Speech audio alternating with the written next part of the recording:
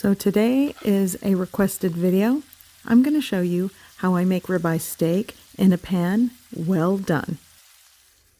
So to start, I have a baking pan and I'm going to sprinkle flaky salt all over the bottom.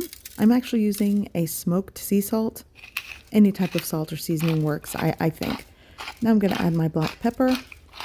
And I've already prepped my steak. I left it on the countertop for 15 minutes to take the chill off. This helps with a more even cook, and I've patted it dry.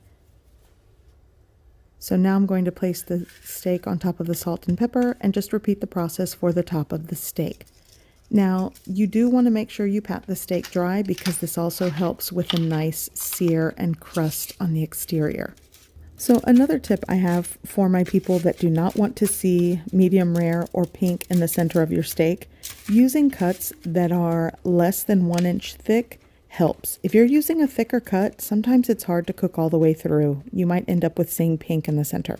So I'm just going to pat the top of this steak just to sort of press in the salt and pepper.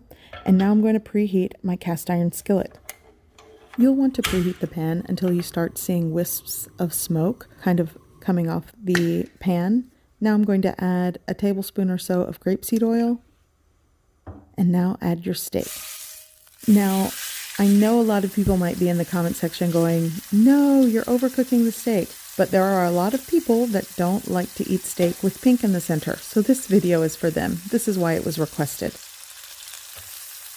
I like to cook each side for at least 3 minutes. And I want to get a good sear on the first side before turning, and I notice one side of my pan is hotter than the other, so I'm sort of going to turn it so that the thicker part is on the hottest part of the pan.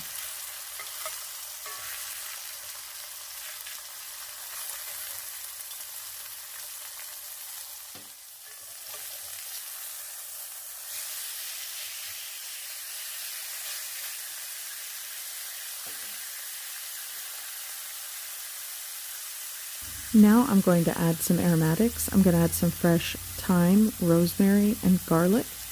And I will be adding around 2 tablespoons of unsalted butter. And I'm just going to continue to cook and baste the steak.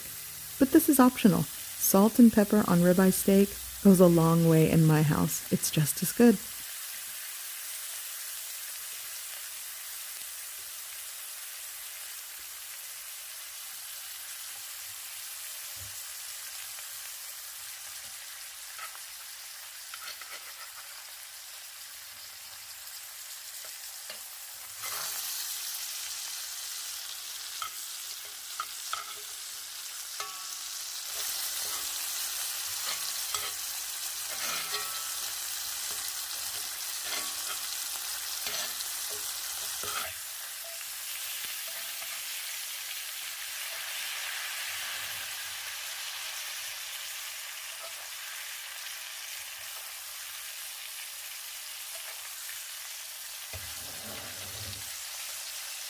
So my steak is done. I'm going to shut off the heat and I'm going to remove the steak from the pan and let it rest on a plate, cutting board, or another baking sheet. You'll want to let it rest for at least 10 minutes.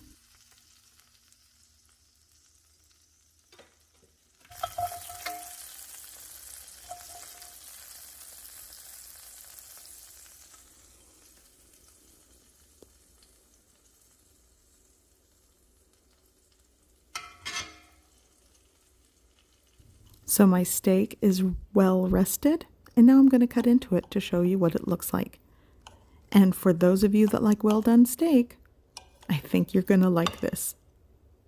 So I hope you give this recipe a try. I hope you like it, and thanks for watching.